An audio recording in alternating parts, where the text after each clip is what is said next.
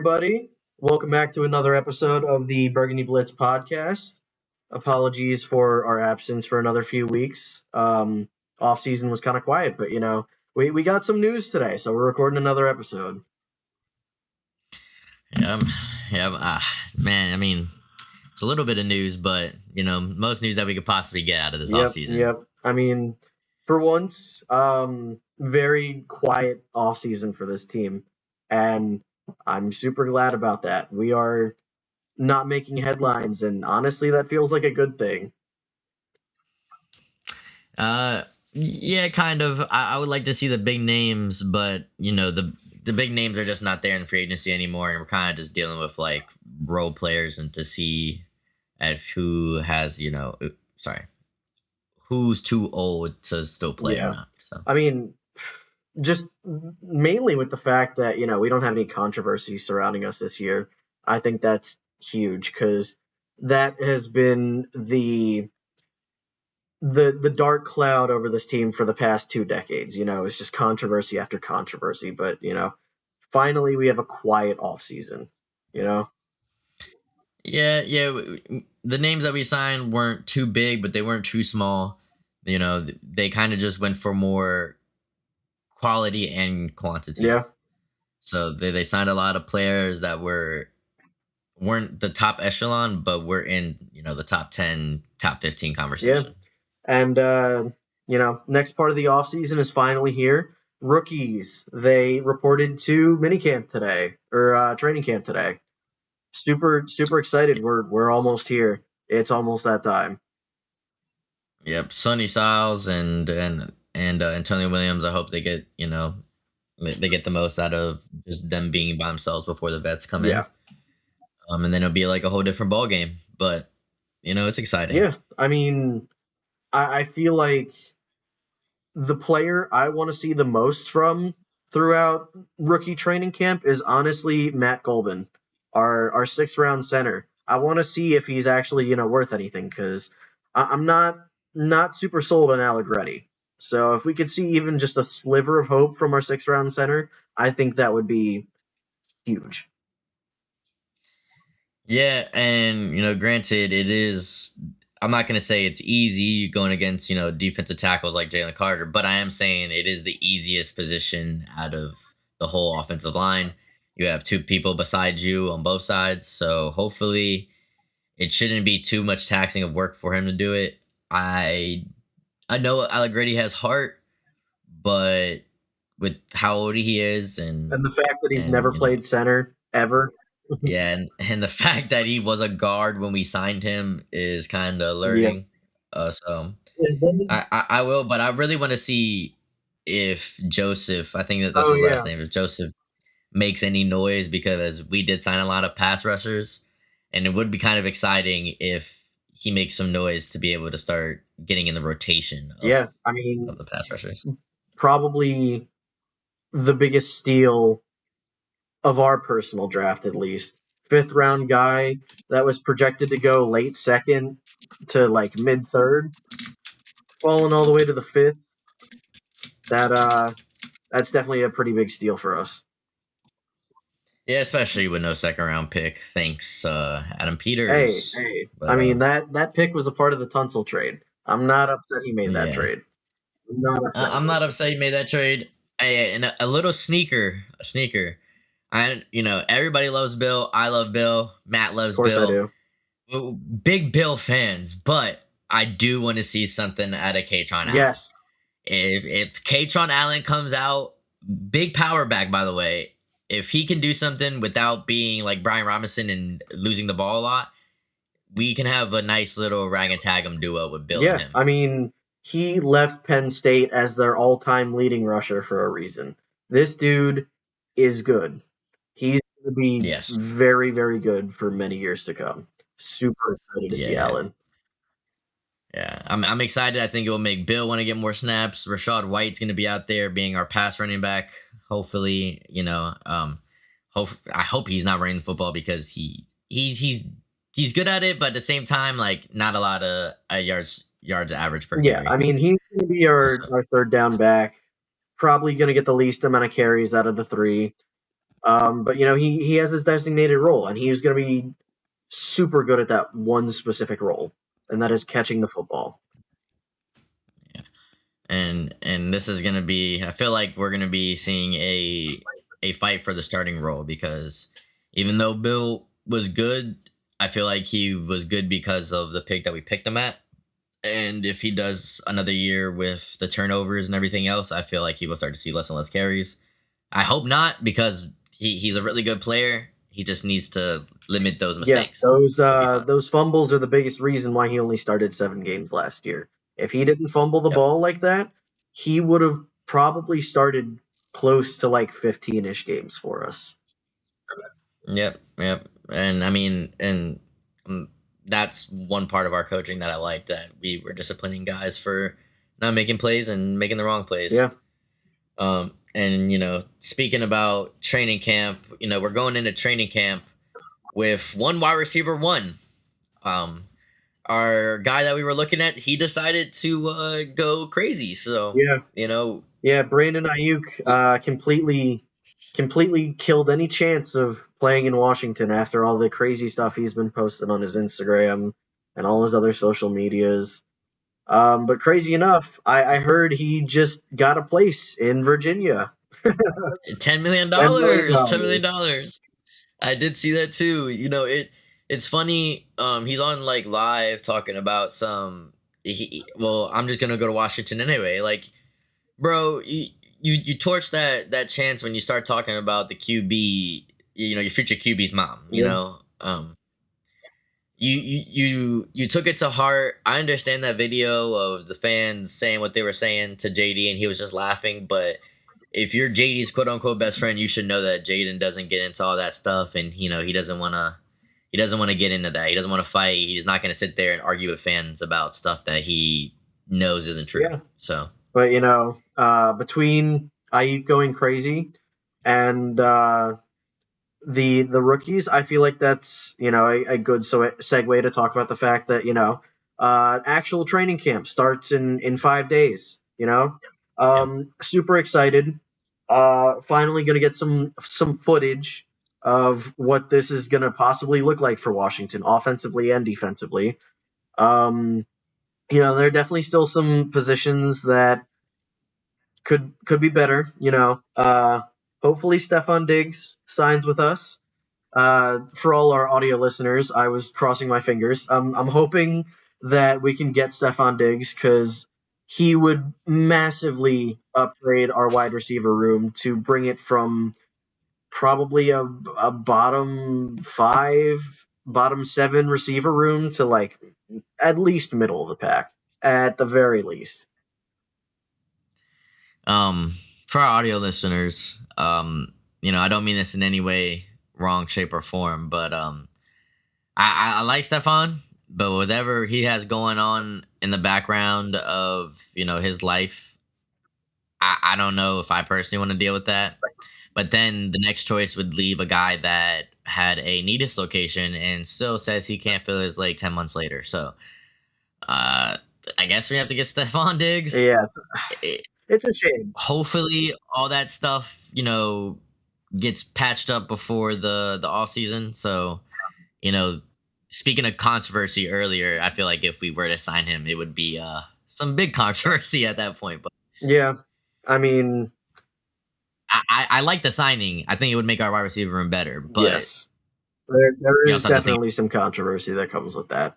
But, like you said, I think it's better than a guy that basically doesn't have one of his legs at this point, which is a shame because Tyreek Hill is one of the greatest receivers to ever play the game, but I think he might be done for good. I think that might be a career for Tyreek Hill.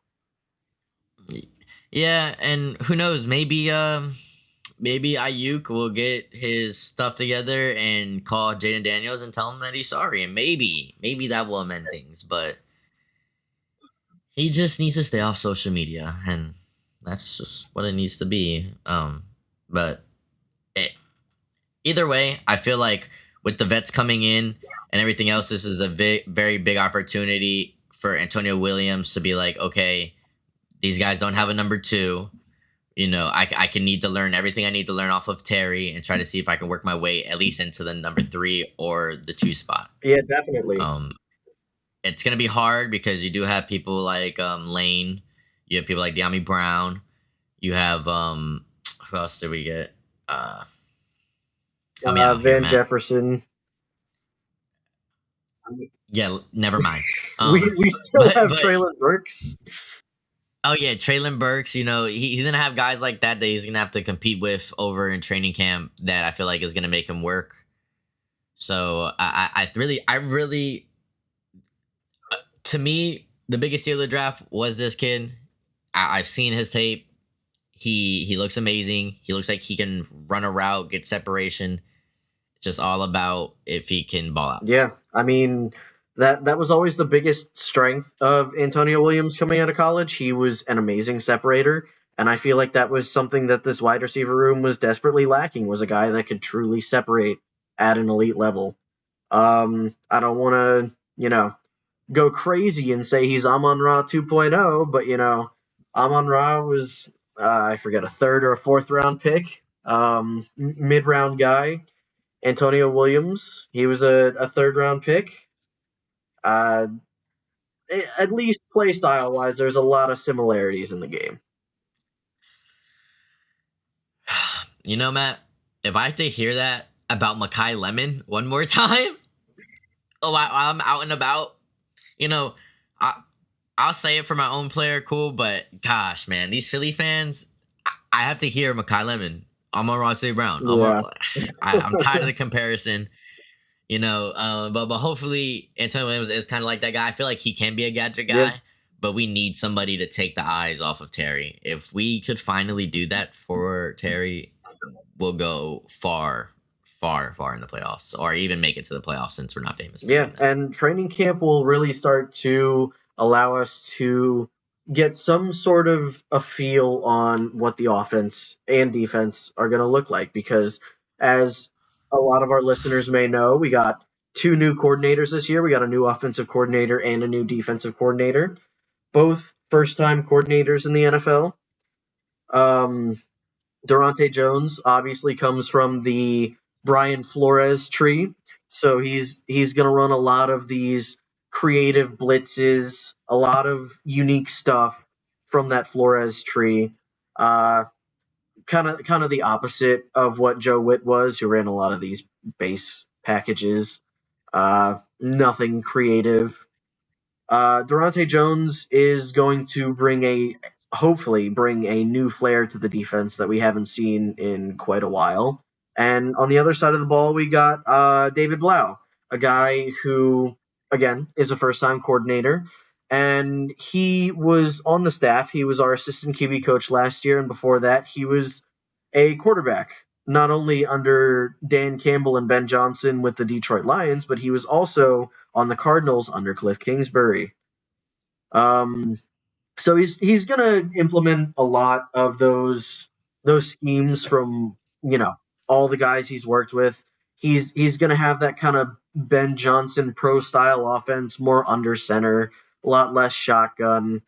And then he's also probably gonna incorporate some like the hurry up that Cliff was using with us, or the just the RPOs and stuff like that Cliff was running, just meshing it all together into what is hopefully a much better playbook this year for Jaden and the rest of the guys. Yeah, I'm really interested in seeing what Blau does for us. I do remember him as a quarterback. That's the only thing I'm going to say about that. He learned from some pretty smart people. Cliff with the Cardinals was really good his first couple of years, and Cliff was good for us for the first couple of years. So I feel like he learned a lot. But that Ben Johnson tree line, we really wanted Ben Johnson as a head coach here when he was available, but he decided to stay with the Lions. So I feel like he's a mesh of everything that we want him to be. And then talking about our defensive coordinator, Matt, just say it. Flashy style, get to the quarterback. That's what we want to see. We those base packages, we never saw anybody get to the quarterback. We never saw, any quarterbacks pressure. I feel like we had the lowest pressures. I'm not saying that's an actual fact, but it felt like it. Every opponent's team quarterback could sit in the pocket for days and just dot us up, and it was sick. I mean, and we didn't have the corners for it either. That's kind of still a questionable room. And speaking of corners, let's talk about what really we want to see out of training camp too. We want to see the players that were injured and seeing who's going to come out there on training camp and be ready by week one. I don't know for sure Trey Amos is going to be out there, and I don't know if Armstrong's going to be out there either. But it would be nice for when training camp does start for them to be available if they are healthy enough. Yeah, I mean, from what I've heard, it seems like Amos is going to be healthy and ready for the start of training camp, which is a huge plus because when he was healthy for us, he was probably our best defender last year. Super solid outside of that Seattle game, but he was guarding JSN one-on-one. That's not a recipe for success. But outside of that, we did sign Rasul Douglas, and I think that's a super underrated signing. PFF obviously isn't gospel, but his PFF grade was pretty solid, especially for a guy over 30. And, he had, I think, 2 interceptions for the Dolphins last year, decent amount of pass deflections. Graded out pretty well, and I'm super excited to have him on our team now because at the very least, if Mikey doesn't work out per se, we could slot Rasul Douglas as that outside guy and just, see if that works. Love the signing. I feel like it's a very quality signing that isn't going to break the bank.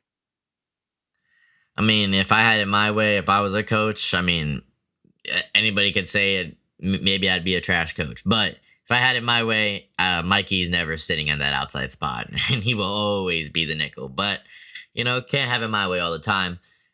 Rasul Douglas, quality signing is just, I would really like to see how Amos is moving after a fibula injury because he was our best defender. So it'd be really, especially Dorrance Armstrong to see after a knee injury. Yeah. There are some really big questions on if, guys can stay the same. I feel like Amos will have that same impact and he'll still have that same power because he is young. He just got drafted last year. So it's, it's just like a scratch to somebody that is 23 and active. Yeah. But Armstrong is a big question, and I hope to see him bright and healthy. Maybe not at the start of training camp, but at least sometime in training camp. The biggest difference from last year is that we have our star receiver at the start of training camp. So that chemistry, big difference. Yeah, big difference. That chemistry will be building as the weeks go by, which is what's going to be really good for us. The defense is what's the biggest question I feel like this year. I don't care if the offense is bad. I think Jaden Daniels is just fine. The biggest question for me is the defense. I don't know how you feel, Matt. Yeah, I mean, since we have a guy like Jaden, he's going to elevate the offense to where even if we don't have the most talent on that offense, he is going to raise that team and make them, at the very least, probably a top 10 offense every year he is healthy. That's just the biggest thing with the offense is can Jaden stay healthy? And if he can, we're going to be a top 10 offense. So, yeah, I tend to agree. The defense is definitely the biggest question mark, but, a lot of the signings we made, we got younger and we got faster. Those are the two biggest things. And, when we're looking to upgrade a defense, younger and faster, probably the two most important things for us. Yeah, and this is exactly what I know what you meant by it being like we have a not star defense, but it's going to be a little bit more of an exciting defense. I feel like we're going to have a lot more turnovers, a lot more pressures. The biggest thing is can we get to the quarterback? That's the only thing I care about.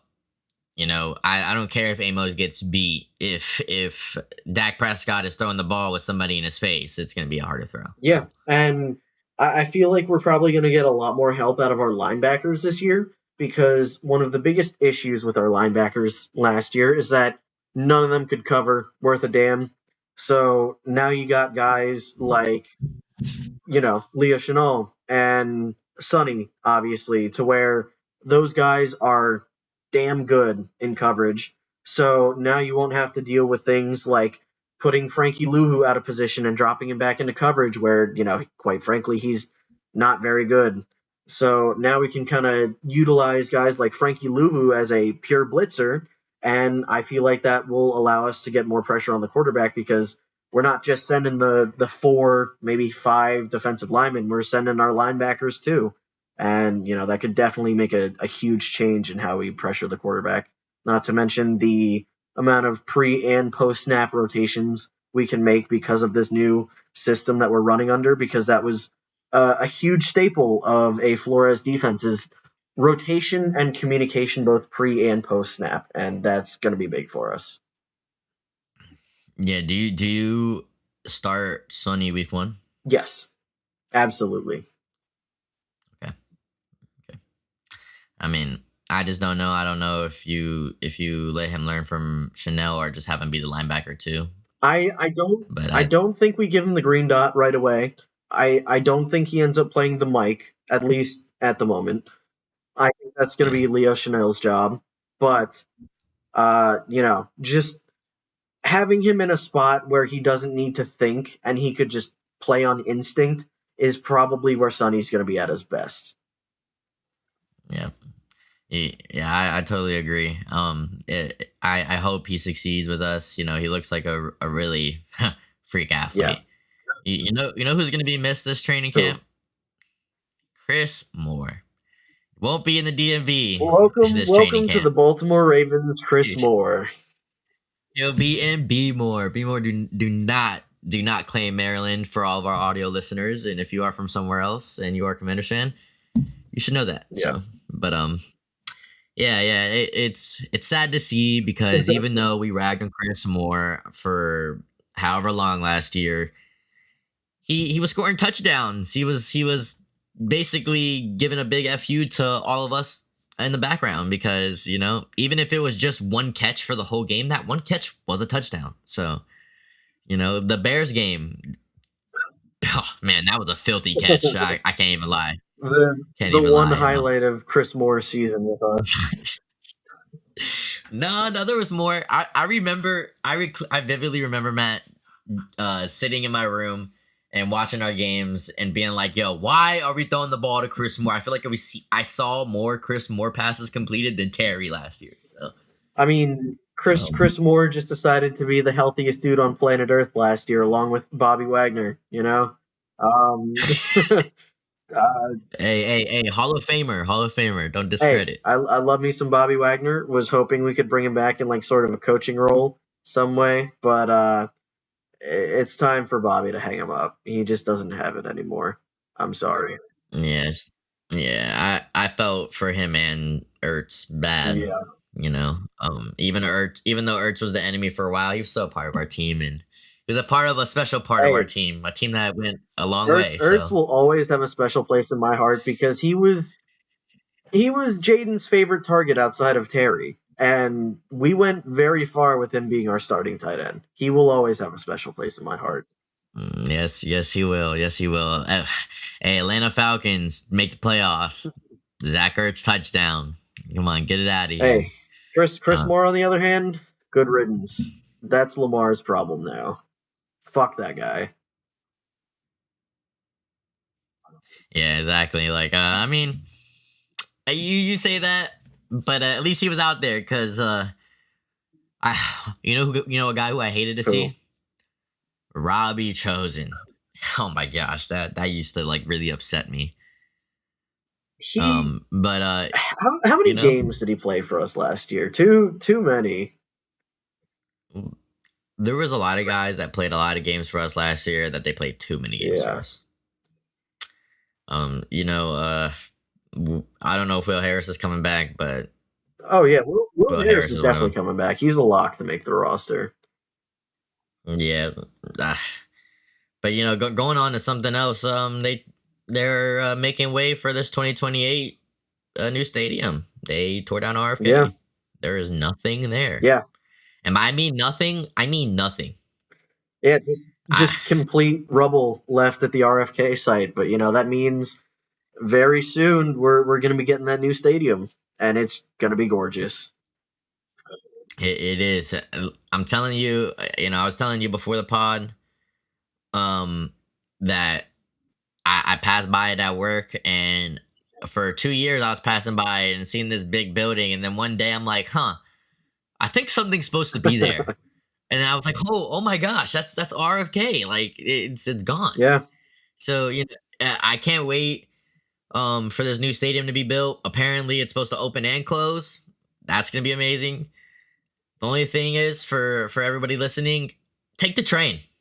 All right. If you guys want to learn something, for young audio listeners, for anybody that's just new to the DMV and wants to go to a Commanders football game, take the train. yeah. All I gotta say is good luck with these tailgates moving forward. I heard they're really cracking down on the tailgating. I did not hear that. What's going on with that? I mean, I just heard that there aren't going to be a ton of spots to tailgate anymore. No more people taking up like 6 spots for their tailgates or whatever. But hey, brand new stadium. You gotta give some in order to get anything in return. Yeah, I mean they're talking about, since we're gonna have an open and closed stadium, we'll be able to host a Super Bowl now, even though like the tickets are gonna be godly expensive, but Yeah. they will be hosting a Super Bowl, so that'll be cool. They'll be having stuff like WrestleMania come in, probably people, a lot more concerts happen here. UFC fights. So UFC fights, so it's gonna be something big. I hopefully after they do that, they start to phase out Capital One, but Yeah, Capital One. That's a yeah. whole different mess. That's another place that needs to go. But Yeah, but sorry, it is exciting for us fans. This whole experience, besides the rebranding, has been as exciting. We have something to look forward to, even if the seasons aren't looking good. There is still something to look forward yeah, to. Um, I feel like the ownership is trying to put us in this change to where we're not known to being a bad team. I know it's hard to do that, but with everything new coming, it's gonna be hard. yeah. I mean, new ownership looks like they want to win. They are putting us into Yeah. positions where it might not always work out, but at least they're trying and they care. And that's more than Dan Snyder could ever say. Don't even get me started on that guy, Matt. Man, I swear, if I hate somebody more than anybody in this world, it's Dan Snyder. The guy caved and switched the name. I, I, I no, nobody likes the name. Nobody. And we can all sit here and we can all act. And you might hear this from me 20 different times during the season, y'all, but I don't care. Name sucks. And that's all I'm gonna say. But hopefully they're doing everything else right. They're acting like that the Redskins were a thing. They are paying homage again. So hopefully soon enough we can have conversations about not rebranding to the Redskins, because I feel like that would never happen, but something different. Yeah, and speaking of paying homage, I did see that apparently I'm not 100% sure on this, but it looks like they made slight tweaks to the new Burgundy jerseys we're going to have this year. Oh, what's going on with those? It looks like they decided to have a deeper burgundy color than what was initially revealed. Like a maroon? Yeah. Let me see if I can find this real quick. They posted a video of Mikey and Rashad White on their Twitter account, and they look very. I shouldn't say very different, but they look at least slightly different from what they looked like before. Maybe it's the lighting, but they look a little different. Let me see if I could share my screen That's here. interesting. Yeah, let's see if you can. Okay. I mean, that's nice. I have seen them in their practice facility, and they've been wearing the new jerseys. Yeah. Yeah, they look darker than what they were before, and quite honestly, I like the change. It it just it looks even more clean than it was before. You know, before it was kind of a pinkish kind of burgundy almost, but this I like this quite a lot. in the numerical order it does. But we right next to each other though. You get what I'm saying? I kind of I see know what what you're it is, saying. man. It's a little bit darker, a little bit more maroonish, like a little bit more poppin'. Yeah, Man, the whole aesthetic is just wonderful. Like for everybody, me and Matt know each other in real life. I went to Matt's grad party, and you know what I showed up in? Retro Jaden Daniels jersey, all white, and everybody appreciated it. oh yeah, Is go. I love that feeling, man. Like just that we're going back to like old times. You know? yeah. I mean, and not only were we going back to old times, but we're putting a new spin on the old jerseys. You know, they look cleaner than ever, and I'm so excited to see them in person. Yeah, I am too. I'll be one of those suckers that buy one of those jerseys. So, I'm super excited. I'm glad that they got rid of the old Commanders, jerseys and everything else because They looked bad. for they looked bad. And I think my biggest thing is we could be called the Commanders and everything else, but my biggest thing is that they were acting like we were a brand new team and not like a team that was already established in the Yeah, league. They're done doing that. So that's what I'm really appreciating about these jerseys. yeah. And another note with the paying homage, we are retiring John Riggins' jersey. I think it's week 9 versus the Rams. Yep. Yeah, Yep. Interesting week to pick to retire a guy against a team that it's pretty scary looking right yeah, now. But Big Rig, there's not much you can say about him because we didn't watch him. But anybody else older than us can talk about him. I watched highlights. I don't know. Well, I do know. Matt definitely watched hmm highlights. That guy was a tank, a oh yeah, beast, and well deserving. yeah. Arguably the greatest running back in team history. He definitely deserves to have his jersey retired. Super excited for it. Just again, like you said, interesting week to choose considering they're pretty big favorites to win that game. And honestly, the whole thing, the Rams look fucking scary. But regardless, it should be a Eh, fun time. You know, congrats to John Riggins. Did you see Aaron Donald on the practice field? Yes, I did. You did, right? You did, right? Oh, okay. I thought I was imagining these. Um, yeah, that's a very scary week. Congratulations, a big rig. It's not often that you get your number retired. I don't even. I think that it goes with him, Art Monk, and Sean Taylor. Yeah, maybe Daryl Green. Not quite sure. Yeah, but long list of people that are also well deserving of that. I'm actually surprised that we're doing John Riggins this year and hasn't already been retired. Yeah, long Last time coming. person, yeah, very long time coming. Last person to get their number retired is rest in peace, Mr. Jurgensen. So Yeah, you know, actually, I don't know. I know everybody older than us probably knows, but I just learned that Mr. Actually, never mind. Wrong quarterback. Excuse me. Never mind. Go ahead. yeah. You know, training camp coming up. Super excited.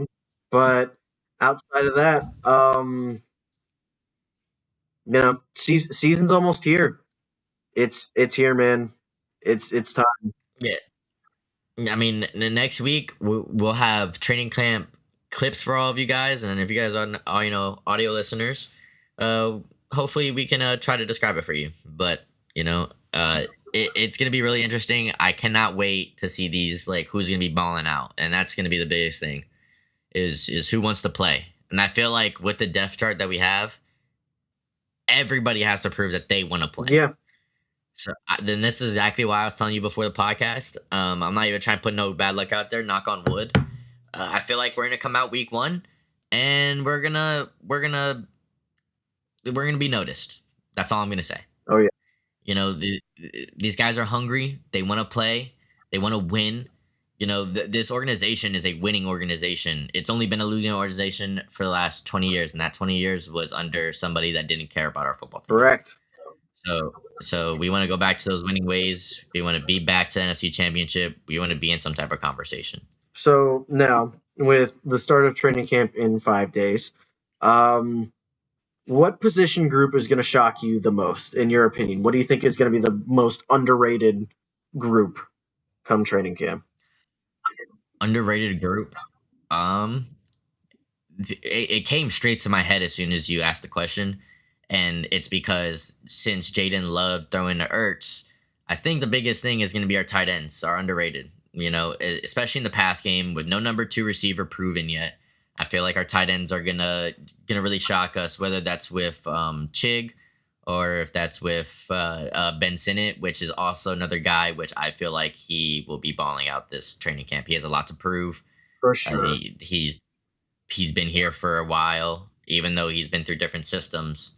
He still has a lot to prove in going into his 3rd year. So I think that's gonna be the most underrated position for me. How about you, Matt? That's a fair point. And before I get on to my personal pick, I like that pick from you just because back to the David Blau thing, another one of the dudes he's going to take a lot of inspiration from because he's, talked about it quite a bit, is Sean McVay. We saw last year that towards the second half of the season, because of injuries and stuff like that Sean McVay decided to go a lot of 13 personnel. And for our listeners that don't know what 13 personnel is, that is 1 running back, 3 tight ends on the field at the same time.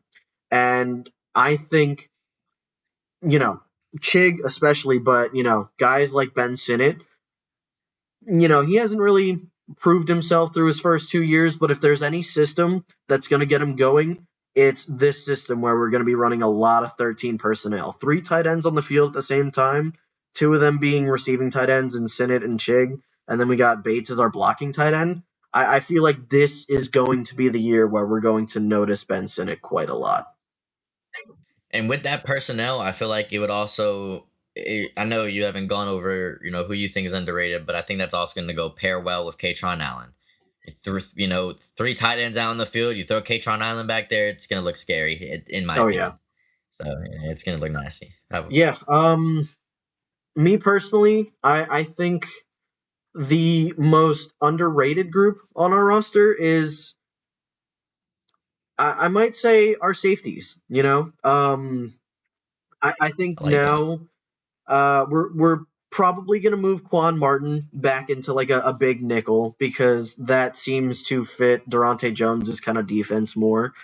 And then, we got Nick Cross as our run defending safety, and hopefully now that Will Harris is healthy, he's going to have a bounce back year. And I just feel like, especially with that addition of Nick Cross, it's gonna be a better group than a lot of people think. Definitely. Me and you both know I'm not big on our safety group last year because we had Quan Martin on our field, but that is a great shout. It was either tight ends or the safety room for me, so that was definitely my top 2. I can't wait to see Nick Cross, man. Yeah. That guy is different, and I don't care what nobody says. I watched NFL Red Zone. I see Nick Cross. That guy's different. Yeah. He is one of the best, if not the best, run supporting safety in the league. And then on top of that, I'm hoping that this change of moving Quan Martin to our big nickel is going to unlock something in him that we haven't seen. Because, he was a high draft pick coming out of Illinois playing the nickel, and that's what we drafted him to be. And he just ended up being our free safety and, fun little experiment or whatever, but it kind of failed. So hopefully moving him back to big nickel is going to make a lot of good changes for Quan Martin. Yeah, I mean, something has to happen. Something has to happen. I mean, the fact that he was our free safety and he was our last man, deep in defense. Like he's used to coming up, making big tackles. Like you said in Illinois, that Illinois team had Witherspoon, had him, it had Newton on that team. That you're talking about an Illinois team that was considered a top 5 defense in the nation, and hopefully he can get back to that. I pray that he does. And it's our whole secondary just has to just show us, please. But, I think also with the creative blitzes that we're going to be dialing up, along with the new guys we got to play on the D line, I think it's going to take a lot of pressure off of our secondary. Not force them to hang in man coverage with Jackson Smith and Jigba for 5 whole seconds. Put them in positions where they're going to succeed, and just not have them, again, covering guys for extended periods of time, because we're going to get to the quarterback much quicker. Yeah, I mean, just say it like it is. Just, hopefully we get to the quarterback before our corners get Kentucky fried. And everybody wants to talk about Trey Amos and that Seattle game. Yeah, okay. Let me tell you, you're going to go play press man against Jackson Smith and Jigba. With zero safety help. Zero safety help.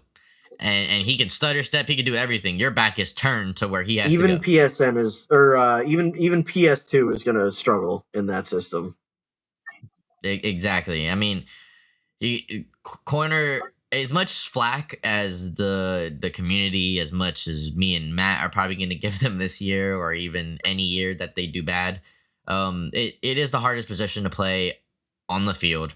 Your back is against to where they have to go. You have to backpedal. They are moving forward. It's a hard position. Yeah, and even if you lose just the slightest step at corner, you're basically out of the league at that point. The slightest step down from your elite play, and you're gone. Yep, I mean, we could talk about guys like Brent Grimes. One great year. You have to be a consistent corner. You have to be like a generational talent, and talking about PS2, that's exactly what he is. So, yeah, Runs in the family. But it runs in the family. But our number 1 cooked him, so it don't matter. little jokes here and there, but yeah, I just can't wait, man. This is. I feel like an itch. Like it just feels like drugs to me. I don't know. I just have this itch, and I'm like, I'm watching the World Cup. I'm watching the finals, and Matt, I know you can attest to me. You're just sitting there watching it, like, man, this isn't the same. Yeah, definitely not. Soccer is fun to watch in bits, but overall, I need football back in my life. I do need some football back in my life, whether my team, whether it is good or bad. I need some football back in my life. This year is gonna be. It's gonna be this year. That's yeah. That schedule is hard, man. I know we've talked about it on the previous pod, but it's very hard schedule. And this is what I'm saying. Like, these guys, I feel like they have nothing to prove in any of these games. They're looking at the schedule, and I feel like they're gonna come out and act like they have nothing to prove. Yeah. And that's how it should be. I feel like it's gonna be the same thing as 2024. You don't expect a lot, and yeah. The national media very much underrating us this year, and I'm excited to prove them wrong. Yep. I mean, I'm just excited. Hey, I don't condone gambling, but if you're going to do it anyway, Jay Daniels, comeback player of the year. I'm going to say this every week. Easy money. Yeah. And that's all I got to say. It's man, I there's not much more I can say about what's about to happen to the season. Yeah. I'm right there with you. Need football back. I'm itching for it. I've been watching so much football on YouTube and stuff like that, trying to lock in for this season, trying to learn everything I can about our new players and our new coordinators and coaches and stuff like that. I'm super excited. Super excited. Yeah, I'm super excited too, and I just can't wait to start seeing all the clips and stuff. Yeah, I can't wait for that football weather. We're getting out of July. yeah. About to start getting a little colder. The leaves are about to start turning brown, and we really about to get locked in on these Sunday night games. Man, I can't wait. And for everybody, watching, I kind of want to do extra content. So hopefully this year, me and Matt, I plan on getting a GoPro. We're gonna bust out to some of these games. Hopefully, the games that are at least gonna be halfway decent. Oh yeah, Um, so expect that type of content to come out, and it's gonna be a fun year. It's gonna be a fun first year for this pod. I promise you yeah, guys. Watch parties and everything. yeah. And I know this isn't really Commanders related, but I think we should take the final 15 minutes or so of the pod to talk about the fact that LeBron signed today, signed with the Sixers on a 2-year deal. Does he play the whole 2 years? Um, So, well, of course he's playing next year, but does he retire after that 1 year, or does he I play the think second year? he plays another year, but I think since he is on a player option that second year, I genuinely think he might find a way to end up back in Cleveland just to, give him one final year where it all started. I'm hoping at least because, as people may know listening to this pod, I am a Cavs fan. So, seeing that he signed with the Sixers over us, it hurt my soul a little bit. Not gonna lie. I got 2 words for you, Matt. Fuck Philly. Apparently Philly's just going up and up and up. Apparently Philly's the just new talk of the town. Yeah, But Philly fans are the most spoiled individuals in all of sports. They just get everything handed to them on a silver platter. as of right now, that's how it feels. I hate talking to Philly fans. I know everybody listening can probably attest to that. The Philly fans are the worst. But I don't see it working out. I don't know about you, Matt. I know you think he's the quote unquote, bestest player of all time. Oh my gosh, can't believe that. Anyway, there's just too many ball scorers on the court. It's like I asked my group chat earlier. This is your starting five: Maxi, VJ, Jalen Brown, Braun, and Joel Embiid. So as the coach, I think it's Nick Nurse. If you're Nick Nurse, you go into that locker room. Who are you telling? Hey, you have to spend less time with the ball in your hands. Hey, you have to take less shots. It's gonna be VJ. Hey. But at that point, it's like VJ's gonna be like, "Whoa, bro, I was balling. I've been balling." I mean, yeah, but he knows he's playing alongside LeBron James now. Even if he gets less touches, LeBron is going to feed him in ways that nobody else on that team could before. Yeah, but then we have to worry. Like Jalen Brown was crying about him being the number one when he was on Boston. So I'm like, it's just I don't see it working out. I don't see 5 ball scorers in the same lineup working out. It's just VJ probably be able to deal with it because he was dealing with it last year anyway.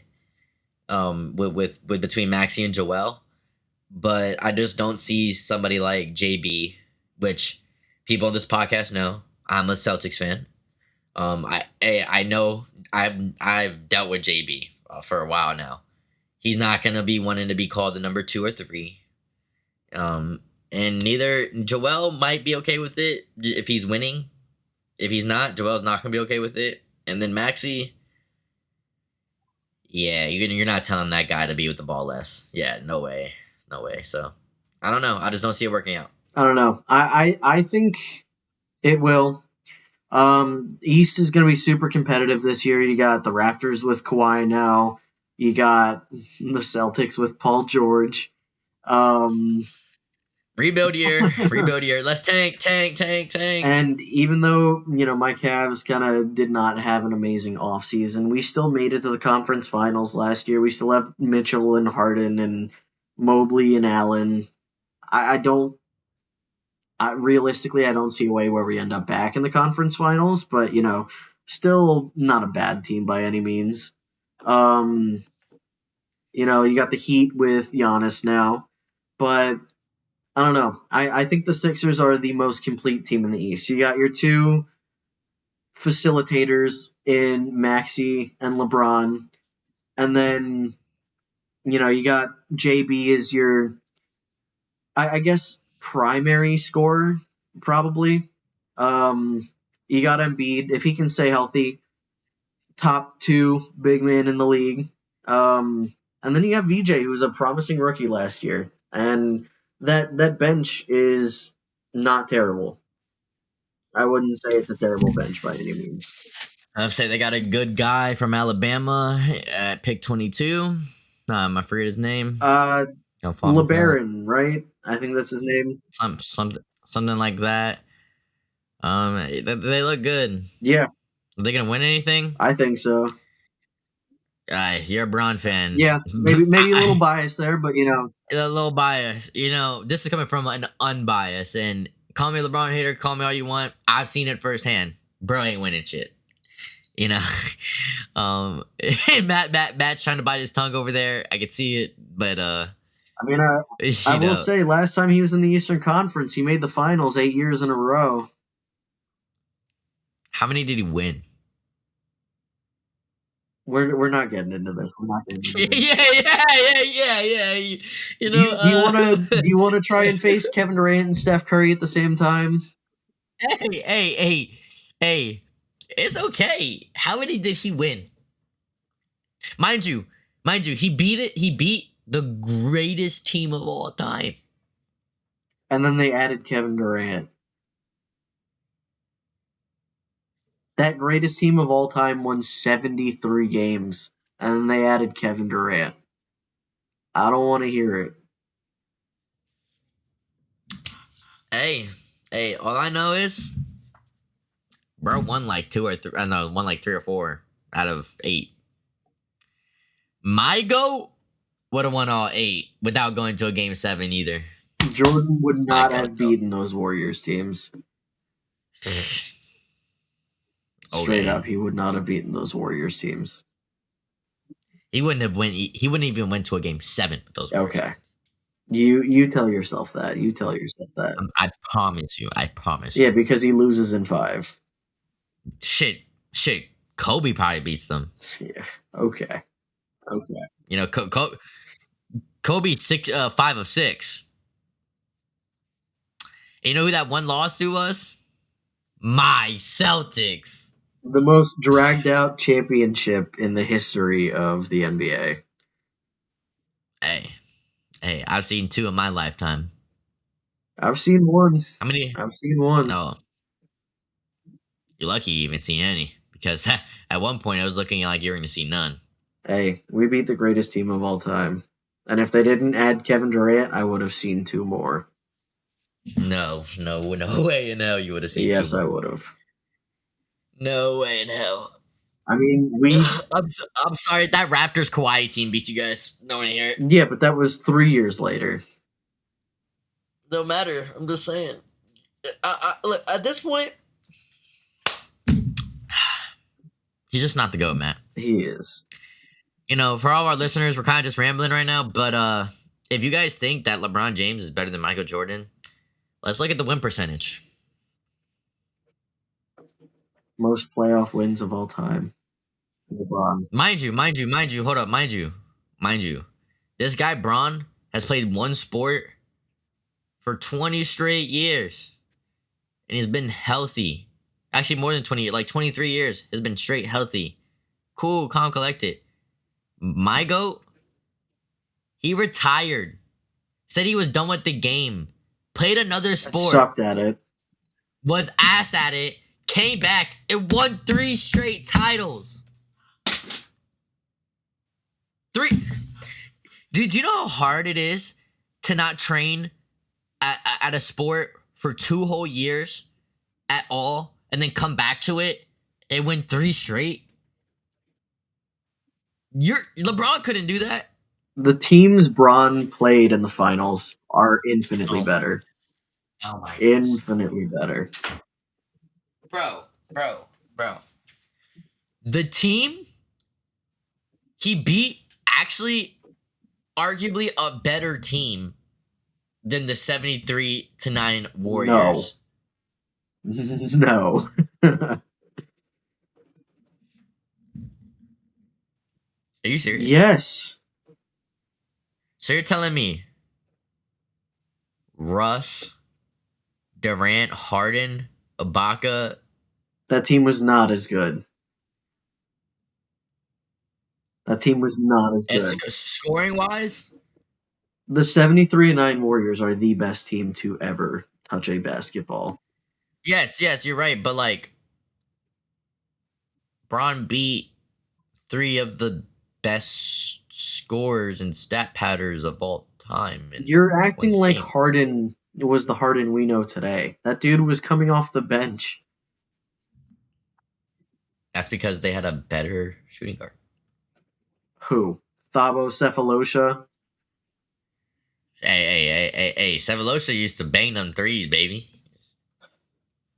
Bang them threes. Hey, I'm just saying, man. I'm just saying, you know, if Braun built a better super team, maybe he could have did it.